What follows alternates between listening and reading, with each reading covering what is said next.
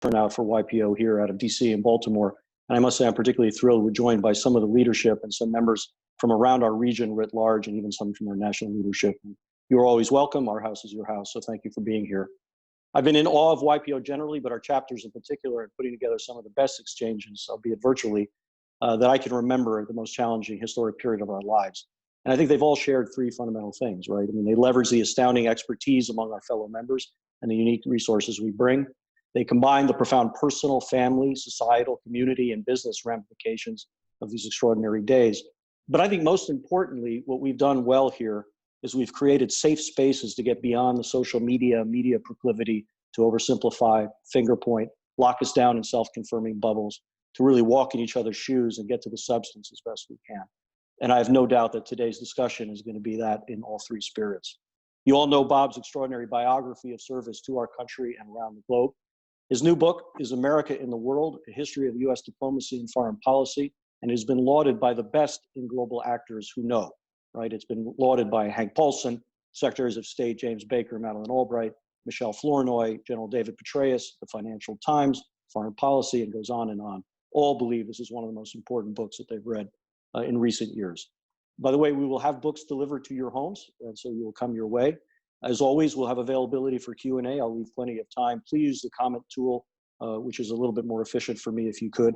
And just as a heads up, this is an open and public event. We're actually going to record it and share it with other members around YPO, so just so you're aware of it overall. So with that, and in a typical YPO format, Bob, we always start a little bit on the personal side, and I can't thank you enough for giving us some time right now. And I just, I've known you a while, and you are really one of the most voracious readers I've ever known, perhaps the best and most extensive read person I've ever met. And I wonder if you could just start with us a little bit to describe how you read and why you choose what you do. Well, Chris, let me start by thanking you and all the YPO members being part of this. This is a fun group to talk to, and I think we may be able to get into some of the leadership and executive aspects that I also touched on in the book. I guess most of my reading, Chris, tends to focus on biography and history, perhaps like some of the people on this group. I try to work in some economics to stay current with that field. But I find when I discuss with novelists that real life offers tremendous insights into people and episodes to try to learn from. And what I also have found is that I started in college to also read histories of other parts of the world. And that was a wonderful foundation actually for work around the world, because I simply learned enough to ask questions. And I think a lot of reading of history really just helps you be able to understand enough to ask questions. And of course, if you're an American around the world, that's a huge plus, because people often find Americans aren't as interested. I also look at a lot of the books I read, and I ask myself, what would I do? So it's a bit of a problem-solving exercise. And in that way, it informed this book somewhat, because the approach I took, as you know, was to focus on stories, sort of mini biographies, episodes, and practical problem solving. So in some ways, not surprisingly, what I wrote reflected some of what I've read. What's so interesting, Bob, is you could have written many books in this book, right? I mean, you could have done a memoir if you wanted to. You could have done a foreign policy book. Why did you choose to delve so deeply into history, and why particularly now? Well, as some of the people on this call might remember, Henry Kissinger wrote a book titled Diplomacy about 20 years ago. And he used history to talk about foreign policy and diplomacy.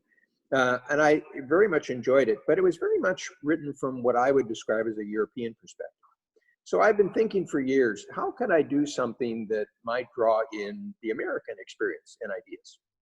And so the approach was to make it more readable for people, to look at individuals. So each chapter kind of focuses on a person or two and particular events and kind of practice over the theory. There was another interest that you and I have had, which is what used to be called diplomatic history has faded as a field. And there's understandable reasons for this. There's people who wanted to bring in different types of actors, underrepresented groups, themes, but it's led to a fragmentation in the history field. And so in some ways, it's always a challenge. How do you draw these back together? And also, as Fred Logevall at Harvard, who's coming out with a great biography of JFK soon, wrote in a piece about why do we stop teaching political history? And isn't that of use to audience? And in particular, when, as you and I have talked sometimes with younger colleagues or students, I found that insofar as people learned any of this history, it tended to focus on what happened after World War II.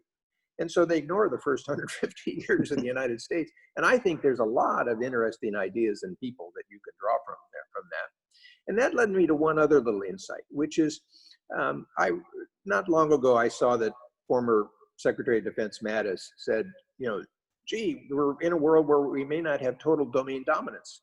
And I was thinking, frankly, even in much of my diplomatic career, but also in earlier periods, the US often didn't have domain dominance. So how do you conduct diplomacy when you've got a modest hand or even a weak hand?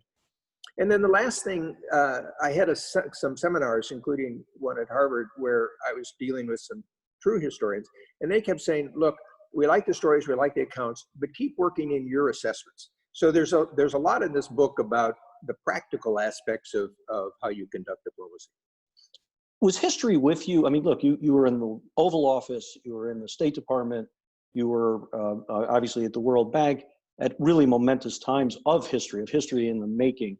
Was history present with you and with the people around you at all? I mean, how did it sort of instruct you personally in those moments?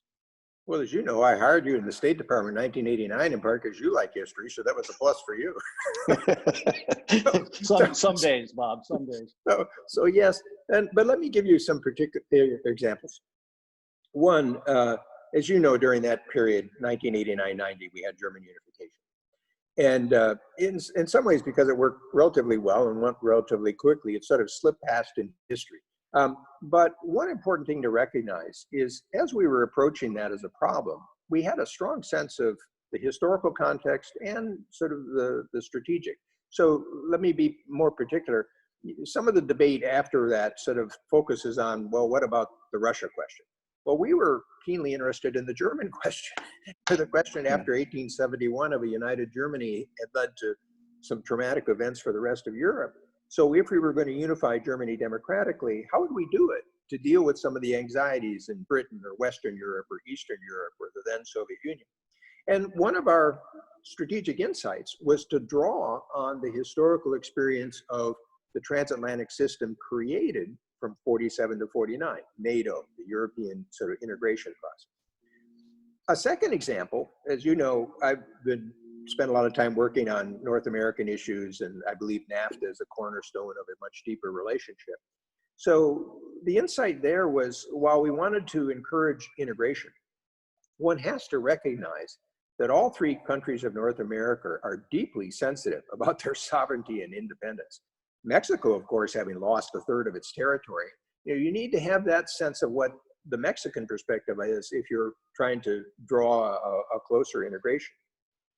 In trade, where I've spent much of my career, I have a chapter in this book on Cordell Hull and how after the 1930 Smoot-Hawley Bill and the collapse of the trading system, he used a series of bilateral agreements, not only to reopen markets, but to establish the principles that were eventually used after World War II for the GATT and WTO.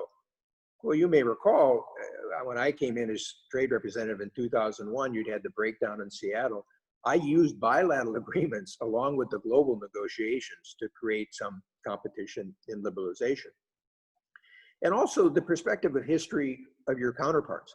So, as probably a lot of people on this event are well aware, if you're dealing with China today, you have to have a sense of how the Chinese view their history, and particularly that of sort of the century of humiliation.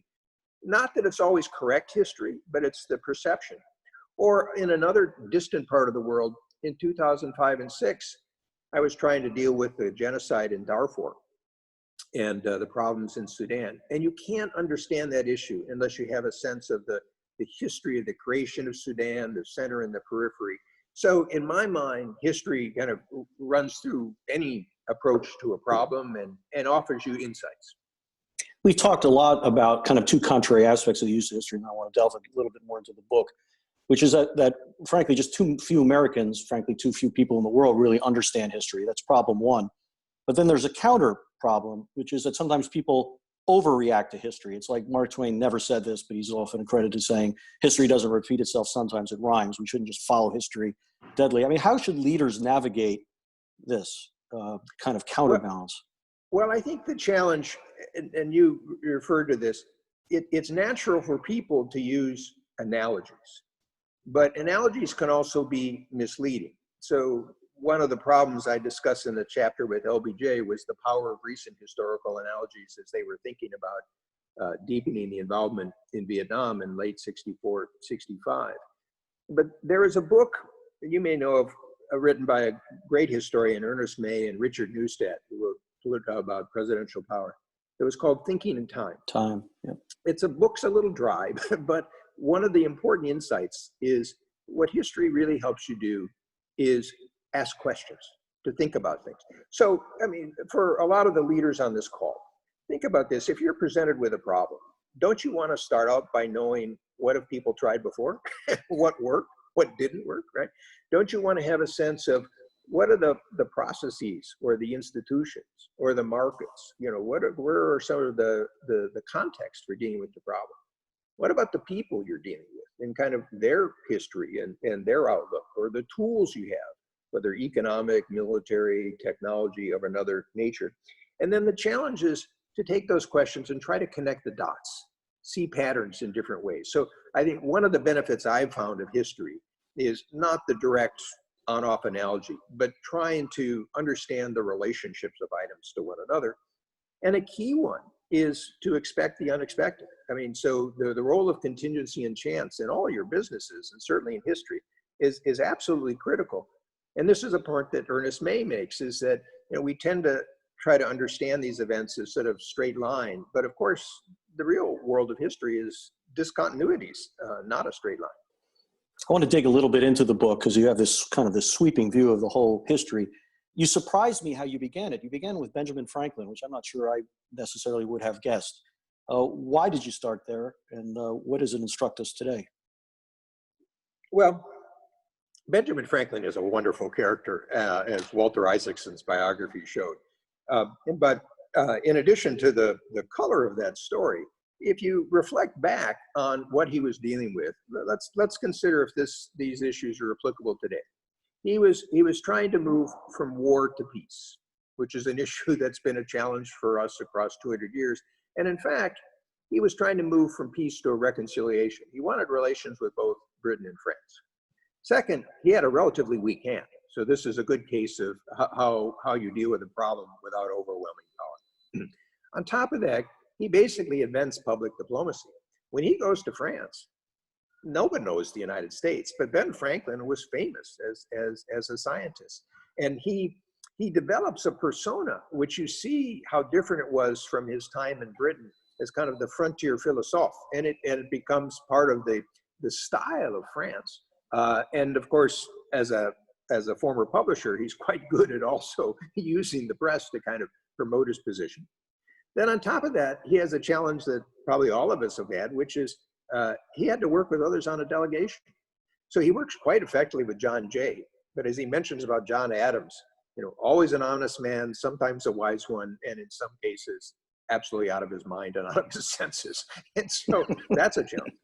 He has to deal with allies in Congress. And this was a complication because Congress, through the French efforts, had required the negotiators to only act with the agreement of France.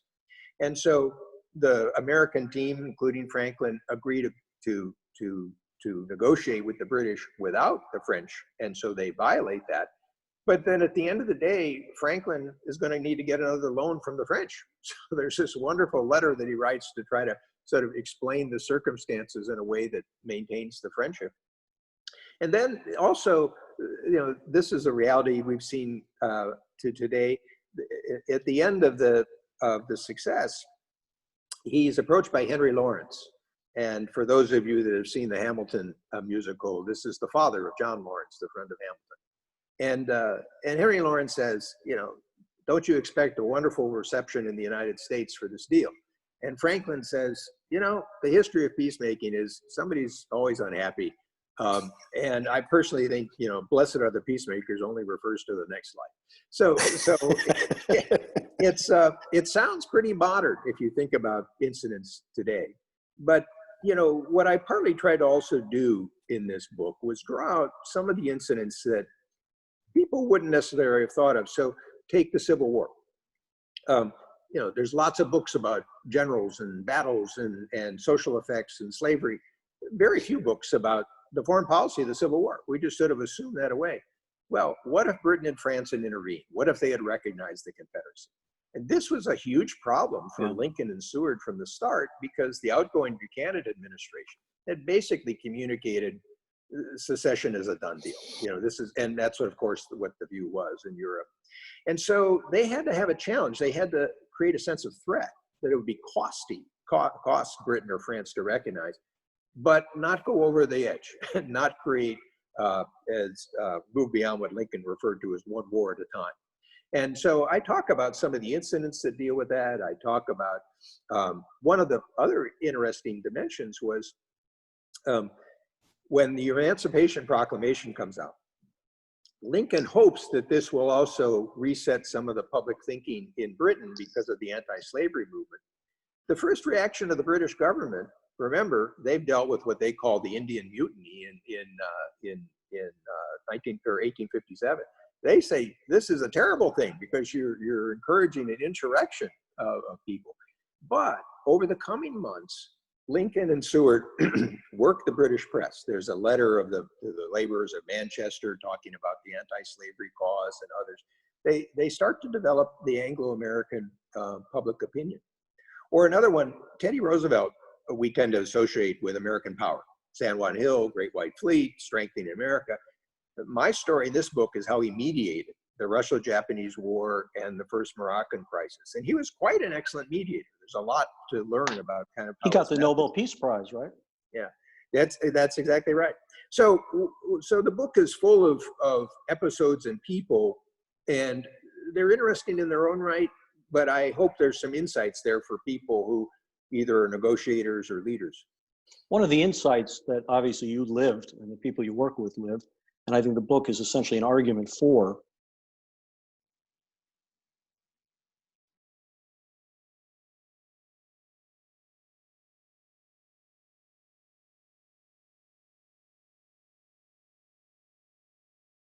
in real politics. Some people think it means something else. What does it really mean? And what in fact are you really trying to drive home with this arc of our history? Chris, could you just repeat? We lost you a little bit. This is one of those rare moments where the technologically superior Chris kind of, you froze. I was talking about that your book is essentially an argument for the importance of pragmatism, American pragmatism in the world. But that word is thrown around a lot, and it also seems to be kind of a catch-all for things. Some people think Nixon and Kissinger, realpolitik was pragmatism, but there's something that you really have pulled from the arc of our history and from particularly your personal experience. How should we be thinking about that? Well, for those of you that took a philosophy course or read a little bit over time, you may recall pragmatism is a unique American philosophy, and I link it to diplomacy by emphasizing that what pragmatism focuses on is solving problems and results. So it looks to experience as opposed to intellectual conventions or abstractions or dogmas. It fundamentally asks what works in the process. Realpolitik is a theory of the world. It has a view of the world as anarchic states, the danger that they pose to one another, and it basically maneuvers in a constantly changing environment to achieve equilibria and sort of stability. So that's a distinction I draw between the two. Now they have a similarity in that both recognize power, and whether it's economic, military, and others. So there's kind of the overlap. But I would suggest that a pragmatic approach tends to be more eclectic. It will account for other ideas and the American experience, public support, importantly, sort of economic and technological dimensions, which I try to draw into the book, which was an area where I think Nixon and Kissinger underappreciated sort of America's capacity.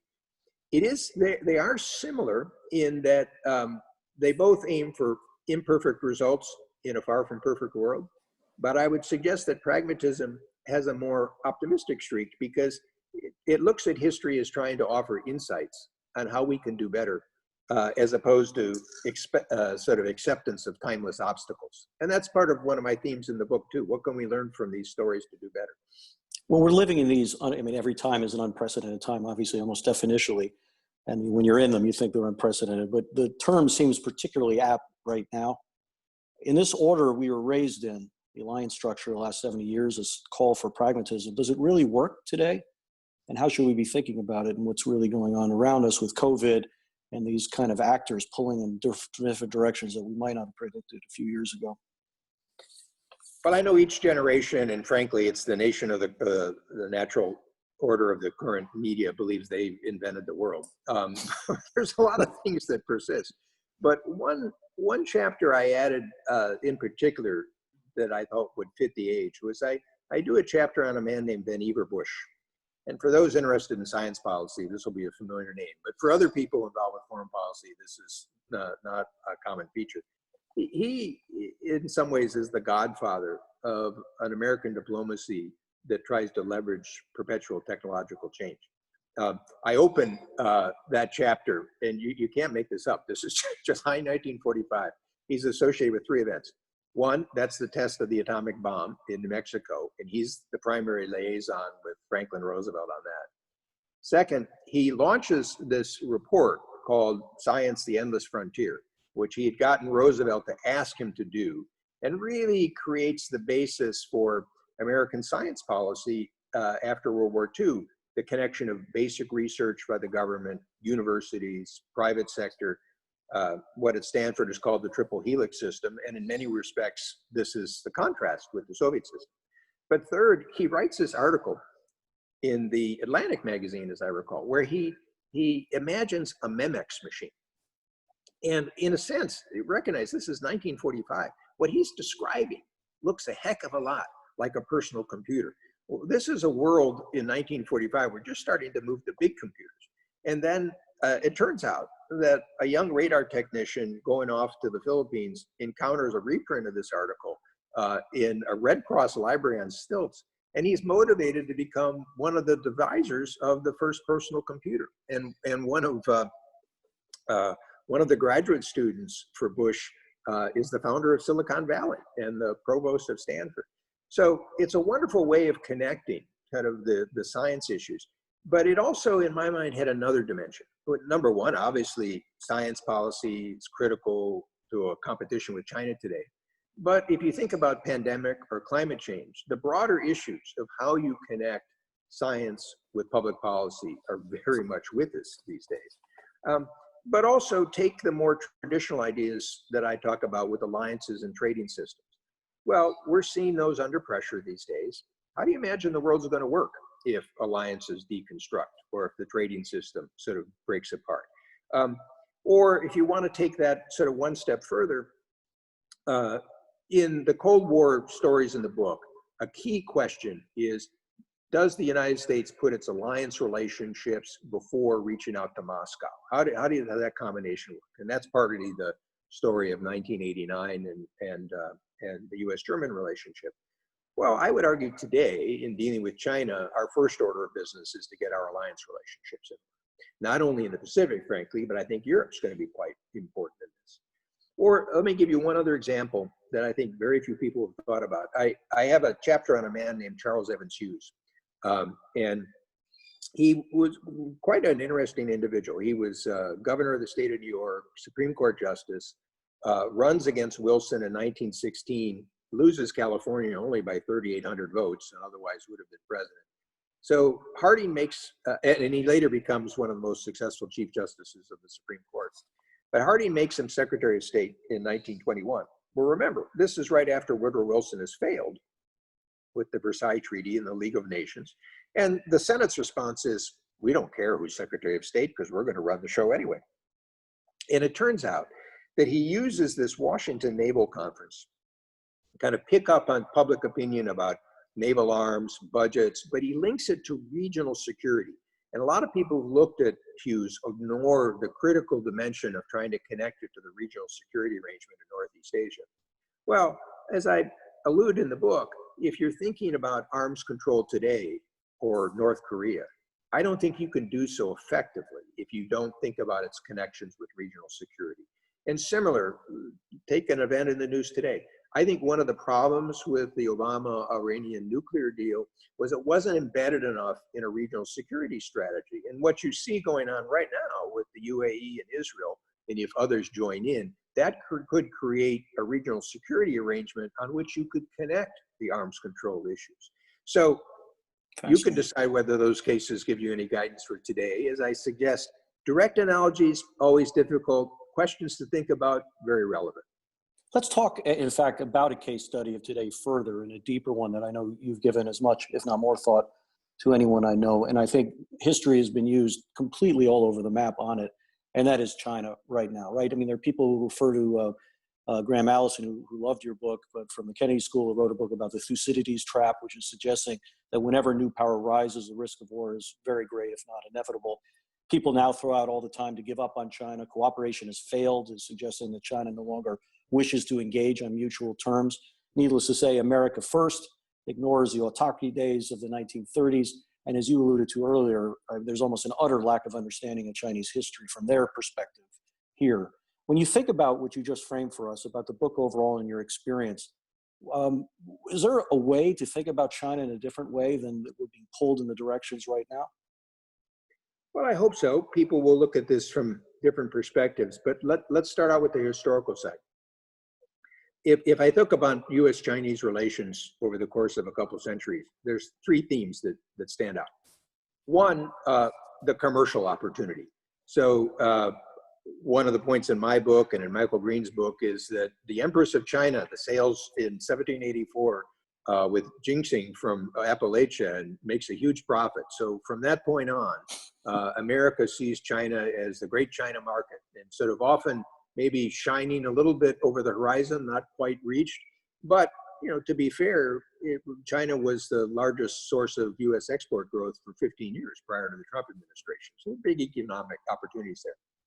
Second, what about this big country and its effect on regional or even global politics? So in 1900, at the time of the Boxer Rebellion, the European states and Japan were about ready to divide up China, just like they had finished dividing up Africa. And the American position was, no, we want to try to keep the territorial integrity and the open door to China. So China was weak. But as Eller Root said at the time, if you break up China, it'll be like the division of the Roman Empire for the future. In the 1920s, at the time of this naval arms control agreement, you have the Chinese Republic, and it's trying to get its feet on the ground, and the U.S. is trying to support that aspect. In World War II, obviously, after World War II, FDR looks upon China as being one of the four horsemen. But then you have the communist takeover in 1949. But again, you have Nixon and Kissinger using China as part of the sort of triangular diplomacy. So the second theme is, where does China fit into the power system? But the third theme is as important as the other two. From the very start, Americans have had a strong missionary impulse towards China. Yeah. And indeed, the Christian missionary movement is huge in its effect about American perceptions. Pearl Buck, who wrote novels that won prizes and were made into movies, she's the child of missionaries. As you know, a lot of the people in the Foreign Service were sort of children of missionaries.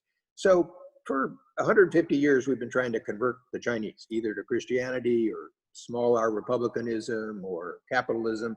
And what we've seen is when the Chinese decide they want to be Chinese as opposed to junior Americans, the reaction is very hostile. It's like a sense of rejection and anger.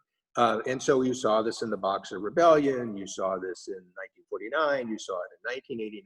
And so perhaps one of the perspectives is, we need to take China as it is, not necessarily as we dream it to be. That doesn't mean that you don't figure out how to work with China, but perhaps that's a useful historical basis to have.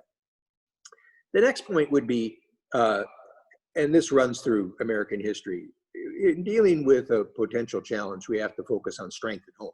So I talked a little bit about Vannevar Bush and the science and technology, and I think we're going to face a competition now of science and technology with China. Also, the example we set. What troubles me is it seems that some of our policies today are also sort of mimicking China's, in that we're losing one of our ace in the holes, which is our openness as a society. I think our openness to people and ideas and capital and trade has been one of our historic strengths. Third, the role of allies and partners, which I've already sort of mentioned.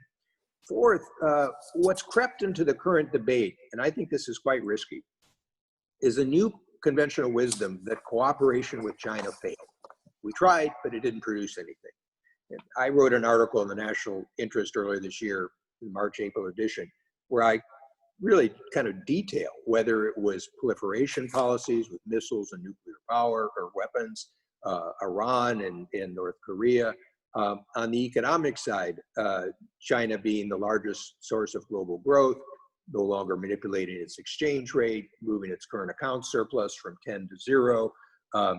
If you look at some of the, even an issue like Taiwan, that's very sensitive, is that if you go back in the discussions with Kissinger and Nixon and the Chinese in 1971-72, I'm not sure you would have expected an autonomous democratic Taiwan today. And so part of the point was not that everything is wonderful, but don't underestimate what we've accomplished, and including on security questions, the cooperation we got on the UN Security Council. I mentioned my work in Darfur. I managed to get the Chinese to be quite helpful and including putting peacekeeping troops on the ground. So the challenge, I think, then goes to, okay, what do you want to accomplish? So I'll bring this back to my practical side of results. You know, it's easy to throw verbal bombs and say the things that we don't like. But, you know, if we're going to deal with climate change or pandemics or inclusive economic growth, how are you going to really do that without China? So let me give you, for this audience, some more practical ideas. You know, I worked a lot on these trade and economic issues. Intellectual property rights, always been a frustrating topic. In recent years, China's created intellectual property rights courts that have actually awarded success or wins to a lot of the foreign companies, but the penalties aren't high enough. So I'd focus on that particular issue. On forced technology transfer, which was prohibited when they came in the WTO, the problem is, how do you get the evidence of cases? Because companies are wary of that. But I think one of the starting points would be to reduce a lot of the joint venture requirements, because those joint venture requirements are just the temptation for these types of issues. On an issue like Hong Kong, rather than just sanction everybody so we don't talk to people, I like the British approach of demonstrating the difference in the societies by having people from Hong Kong come to America, show the difference between the two systems. And I'll close with this point.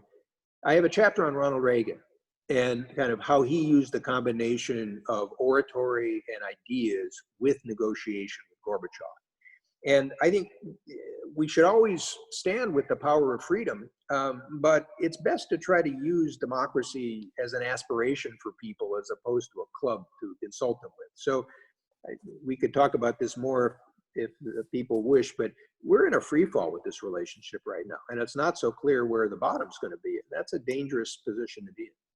We have friends who are also quite versed, or at least have visited China in different aspects of their business career or whatever, who pull on the string and say, it's great to have negotiation, but the other side no longer wants to negotiate. Or to take it a step further, the other side is now evil. Like, this is literally Germany in 1939. This is the kind of meme that is also developing now. What should I say to these folks when they say this to me? Well, you know, I would go back to the nasty world of facts, is that if you believe that there can be, look, let's take the pandemic issue. You know, as you could see above the high rhetoric, if you read these articles, there's still a reasonable amount of communication between the scientific communities and virologists. And frankly, you know, this will not be the last of these pandemics. I mean, yeah. I spoke to a virology expert, said, look, we get about 5 of these a year, that 3 of them are based on wildlife trafficking, and that's clearly a problem in China. So can you find examples, and without going through a long list, of where China has cooperated to our mutual interest? I believe you can. In addition, you know, I believe that sort of the battle for the Chinese mind is not over yet. I mean, one of the things, talking about history, when Xi Jinping took power in 2012, he created a documentary film about the end of the Soviet Union, and he ordered all the party cadres to see the film. And in Europe, if you had such a film, Gorbachev would be the hero that ended the Cold War. Well, the Chinese version is a little different. Gorbachev is the fool that abandoned the Communist Party, destroyed his country, led to ruin. Now, my point is, for us, the Cold War and the end of the Soviet Union is a historical event. For them, it's a shadow that still casts over them. But frankly, there are uncertainties within China about public. And again, a lot of people on this call have also worked with the Chinese.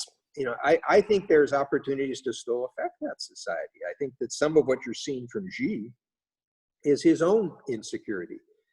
And I guess the closing point, Chris, would be, if you say that somebody is evil and you can't work with them, well, then you're totally stuck. Then we're sort of into the world of total decoupling. And how do you decouple from China today? I'm going to open this up to questions. We're already beginning to give them. Again, because we're a little bit larger than usual, if you could post them in the chat box, and I'll make sure to get to overall. But one closing one, Bob, if I could, with you overall, and it refers a little bit to the eights in the hole that you just described, these things which have been remarkable and unique to us over time. There are a lot of people who are thinking that we are losing our footing in the world, that we're not playing, we're even losing that ace in the hole and how we're viewed. Are we one presidency away, do you think, from this changing? Or is this structural? Is this the world will never look at us quite the same because of things that have happened in the last decade or so? Or is this one change in leadership now or in the future that could make things demonstrably different? So without making this a current foreign policy analysis, I do think Trump has done a lot of damage to our position in the world. He's taken a very transactional approach. In some ways, he's deconstructed a lot of relations with allies and economics. It's had an effect on trust and reliability, which is very important for a major country like the United States. And we can debate to the degree the United States sets the example around the world that I think has been, again, one of its strengths. But I always believe the United States has incredible capacity and ability and resilience. And so, while I might question the White House's performance, for people on this call who know about financial markets, think about the Federal Reserve's performance, not just at home, but frankly, the swap arrangement, which I first saw used in the global financial crisis, has been absolutely critical to keep the dollar market going during the early part of the pandemic. Or think about non-governmental groups, not only private companies, but also groups like the Gates Foundation, which was the second biggest funder of the WHO, the U.S. military, and even on the diplomatic side, this step with the UAE, this is a constructive step if they can follow up on it and sort of brought more Arab countries to it. This is the summer of SpaceX as well as the summer of the pandemic. So, and I personally believe that the ingenuity of the private sector is going to be critical for the vaccines of the future.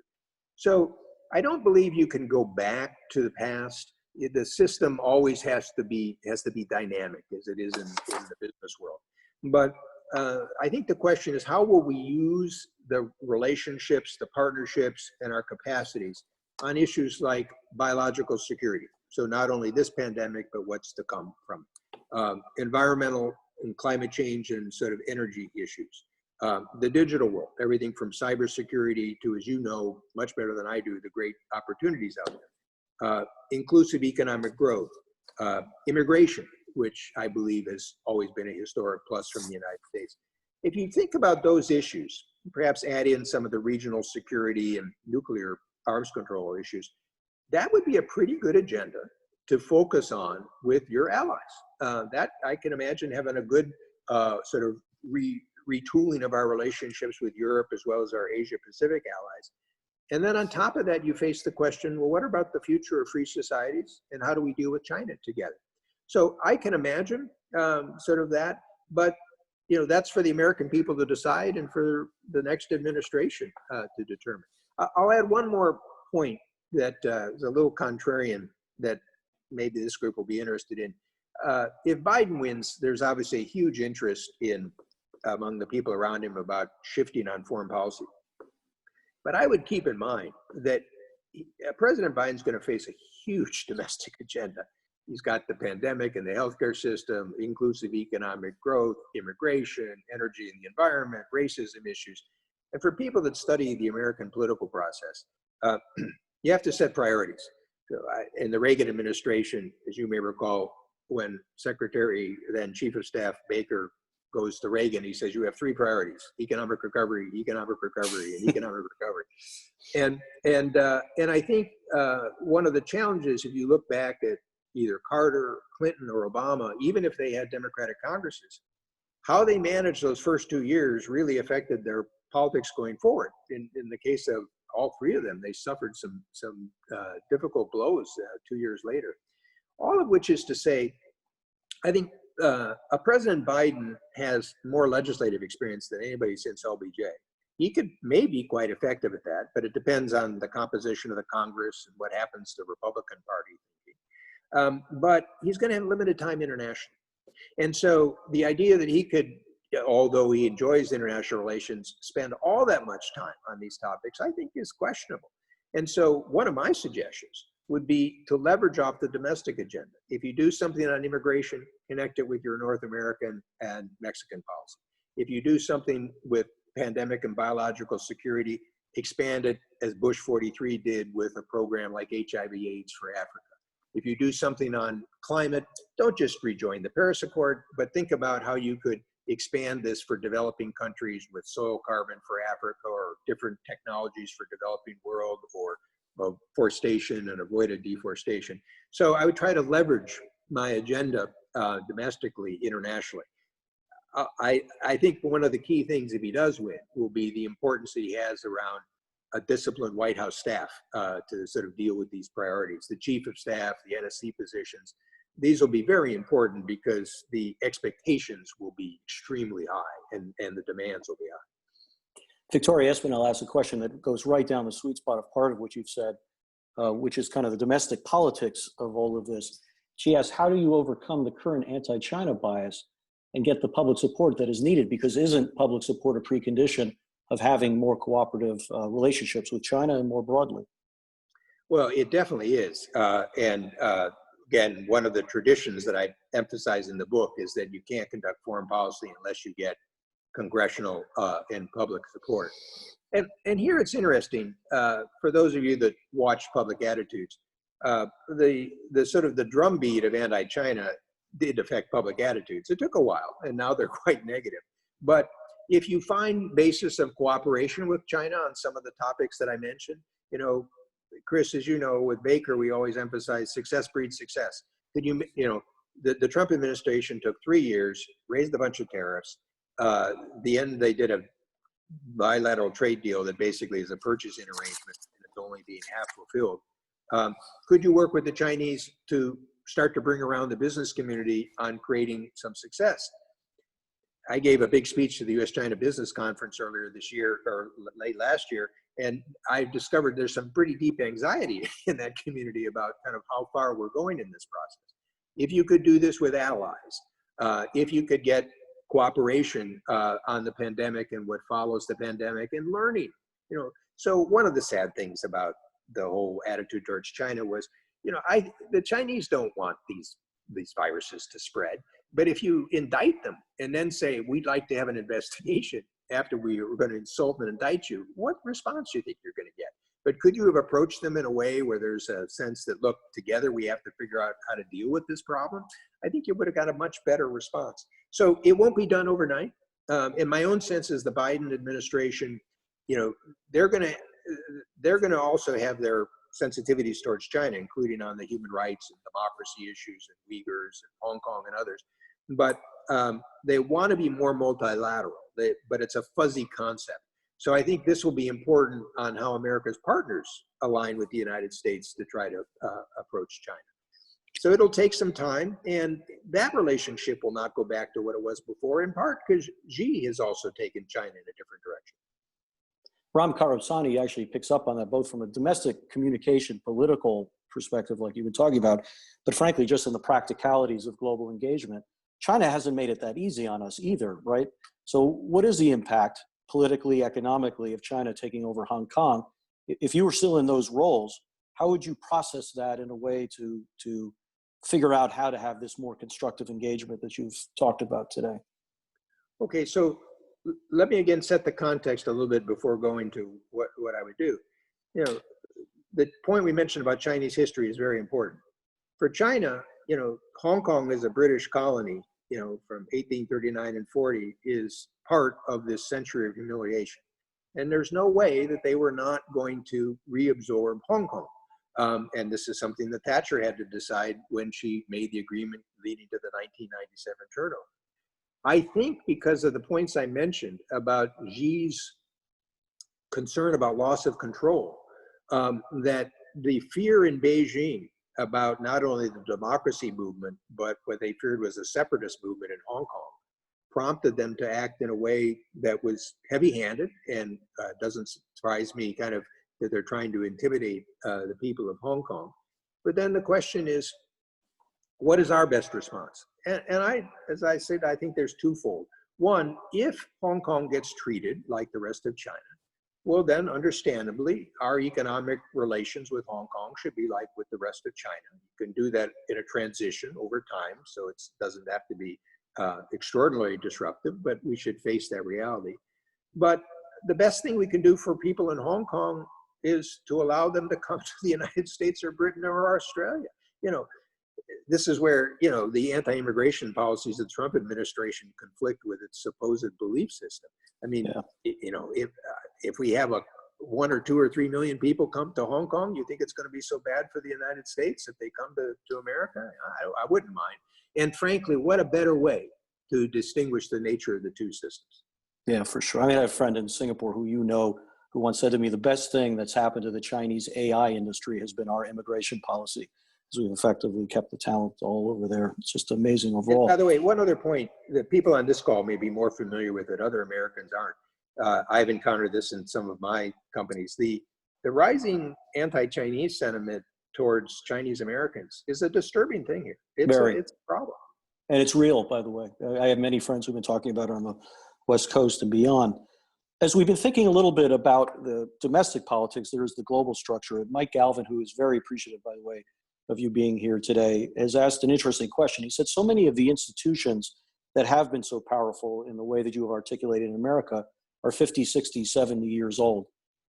It is a very different and new world. How should we be thinking not only about these aged institutions, but are there any institutions that you would recreate or create anew, fresh, in part because of the world that we're in right now?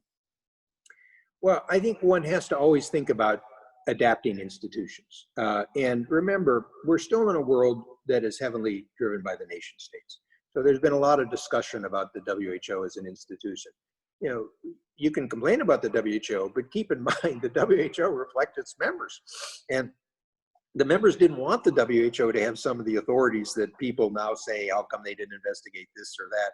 And to be quite practical about it, in the early 2000s, Gro Brundtland, who was a former Norwegian prime minister, was the head of the WHO, and she tried to expand authority. In fact, she was criticizing the Chinese, and she kind of got the pushback on this. So I think the challenge would be, how do you work with these institutions, not only with resources, but with the political support that, while respecting sovereign states, tries to kind of advance their capacity and capability? Look, I ran the World Bank for 5 years. The World Bank of today is a huge difference from the World Bank of its creation, and properly so. You have a whole different world of capital market development.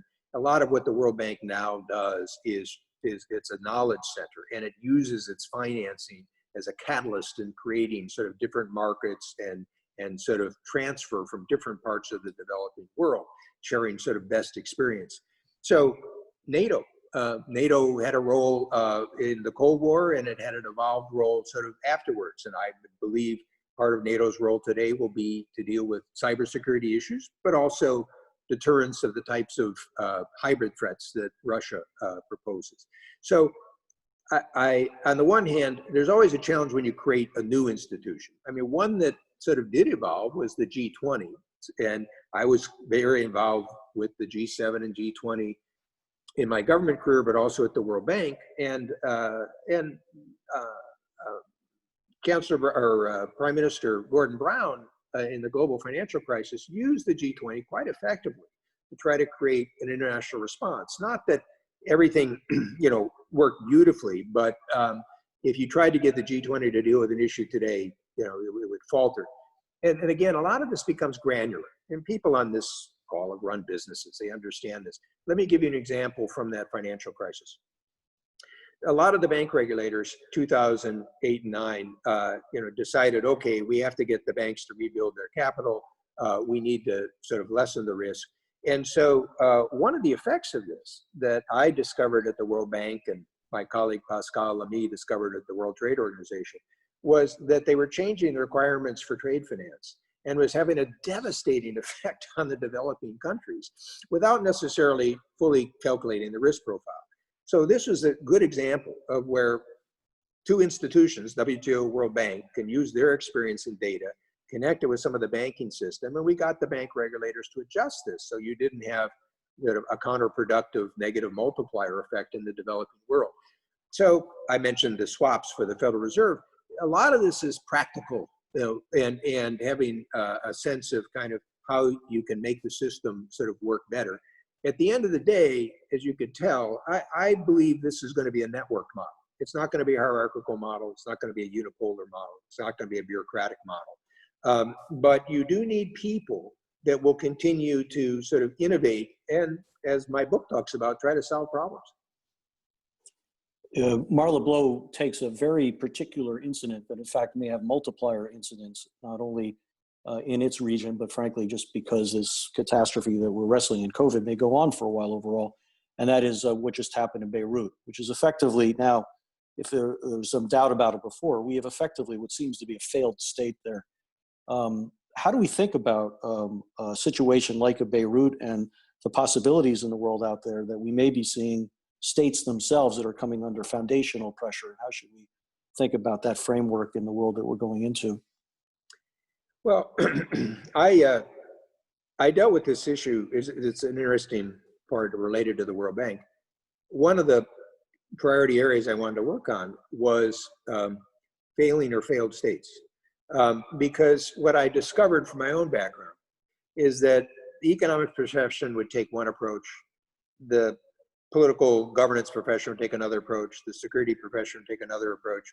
And as a classic example, in a lot of post-conflict states, what the security people will say is the most important thing to do is get young people, particularly young men, jobs, because otherwise it's a combustible mixture. But economists will say, oh, well, make work will disrupt markets and labor and wage prices. But there was lessons to be learned about how you could have food for work programs and other infrastructure programs that didn't interfere with building a labor market, but also could deal with that sort of security issue. And so whether it's Central America today and governance issues, whether it's countries in the Middle East or others, this is going to be a problem that remains with us. And in fact, again, in a very practical way, I created a center in Nairobi to try to not only have, for the World Bank, field teams that could deal with some of the specialties, but also to bring back the knowledge. And we were working with King's War College in London to try to draw sort of lessons from this. But more particularly with Lebanon, this is where I think one has to recognize the realities. For anybody who's been watching the Lebanese economy, this has been something that has just been waiting to explode because of the unusual nature of the banking system. On top of that, the political system sort of divided among the sort of the three groups, the Shia, the Sunni, the Hezbollah with the Shia and the Maronites, was a formula for corruption. So sad to say, I think in the near term, there's always an important role for humanitarian response. And I think the US and others can provide that. In terms of a longer term issue, this is going to have to deal with the fundamental decisions of people in Lebanon, in the region, about getting the governance right. One of the lessons I learned in development was, if the locals don't own it, experts can't come in and do it. So you can share the experience, you can share what works, but at the end of the day, the local people have to take charge of it. And that's the issue you still see in many countries where, I wish it were better, but sometimes these issues can only be managed for a while. They're not necessarily going to be solved overnight. Bob, I would love to keep you for another hour, but we're almost out of time. I will say a bunch of questions to you coming back on China. and tying them a couple together as a penultimate question. Stacey Rosen is really still pressing on how the United States can work with China, particularly in an area like non-proliferation, when they appear to be undermining us in places like Iran and North Korea. And another asked, how goes Hong Kong? Isn't that how things will go with Taiwan? So there's a lot of expression of how do you do business with people who seem to be also doing things either today or maybe shortly that undermine some of our foundational views and goals. Let's take non-proliferation. So let's take a dive on that issue. And it's one of the issues, if you're interested, I discuss a little bit more in this national interest article. China was one of the worst non-proliferators or proliferators in the 60s and 70s and early 80s. Actually, I was with Secretary Baker on the kind of the first visit back in 1991, and we focused a lot on questions about nuclear non-proliferation, missile technology. And if you look back at the record, China changed its policies. It joined the non-proliferation treaty. It actually passed the test ban, but kind of was waiting also for the United States. We never sort of ratified it. They've adopted the same principles of the missile technology sort of control regime. And in practical terms, played an important role with Iran and North Korea. So let me give you an example. When I was Deputy Secretary of State, I think this was 2005 or 6, on one of my visits, I spoke to Premier Wen Jiabao, and I was emphasizing the critical need of China's support with the UN and sanctions to put pressure on Iran. And the Iranian, it's interesting, a Chinese vice minister grabbed me as he went to the car, and he said, "We get the message." He said, "But look, here's the challenge. Number one, we can't do exactly what you do, so we have to be a little different." He says, "Number two, we have interests we have to take care of. And third, the Iranians are a little crazy, and we don't know what they'll do."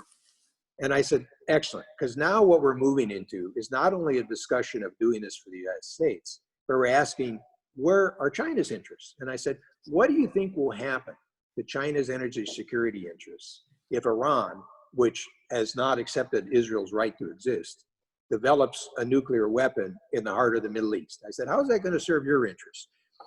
So I would argue that actually the cooperation on a number of these items was actually relatively good. And if you go back in the resolution, the UN Security Council resolution, now would China squeeze North Korea to the point that it would collapse on its border? No, I don't think that would be an expectation. But frankly, one of our problems now, since you mentioned the China-Iranian issue, is, if you stick your finger in the eye of China on issue after issue, and then you basically say they're a threat or get close to saying you want regime change, then frankly, don't be shocked if they're going to cooperate with Iran. It actually makes my point, which is don't take for granted what cooperation can achieve. Bob, it's been fantastic. By the way, I will get the national interest piece circulated to everybody, and obviously they're all getting your book. With 30 seconds left, what makes you most hopeful right now? Well, as I said, Chris, the United States has incredible resilient capability. And probably like many people on the call, it's a little hard to read the news these days. But remember, this is also how a democratic society faces up to its problems. China has these, Russia has these, they're not in the press, people aren't demonstrating in the street, but this is how America traditionally identifies problems and in a messy way comes to terms with them. So, and particularly with the people on this call, when I associate with the technology and the business community and others, the ingenuity, the capacity is huge. I just hope we don't close ourselves off from the world. And so my real concern, Chris, is that I think the domestic part of America will come back and strengthen itself. I worry about the international relationships. Those are more fragile. Frankly, on the security side, there's a lot of interest in America's protection. I think with a few good moves on the security alliances, they could be restored. The economic network that you and I and others have worked on, that could fray much more, and that could move into a much more of a geopolitical block system that will frankly lead to slower growth and be worse off for people. Well, fantastic, Bob, at every level. The book, again, as you guys will receive, is America and the World, The History of the U.S. Diplomacy and Foreign Policy. I will circulate the articles, Bob. I can't thank you enough for giving us this time. It's been terrific. Well, thanks for being with me. Appreciate it. Yep. Thank you all. Thank you.